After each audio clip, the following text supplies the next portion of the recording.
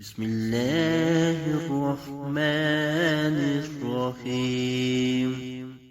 پیارے دوستو، اگر آپ کو حدیث سننا پسند ہے تو اس چینل کو لائک کر کے سبسکرائب کر لیں اور بیل کے بٹن کو دبا دیں۔ جزاک اللہ خیرہ۔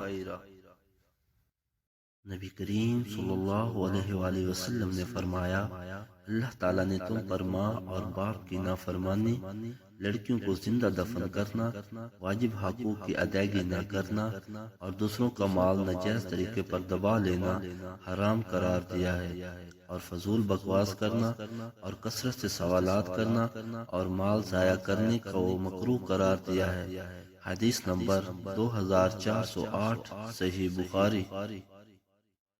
ساحل بن سعد رضی اللہ عنہ سے روایت ہے کہ رسول اللہ صلی اللہ علیہ وآلہ وسلم نے فرمایا، میرے لیے جو شخص دونوں جبڑوں کے درمیان کی چیز زبان اور دونوں ٹانگوں کے درمیان کی چیز شرمگاہ کی ذمہ داری دے دے، میں اس کے لیے جنت کی ذمہ داری دے دوں گا۔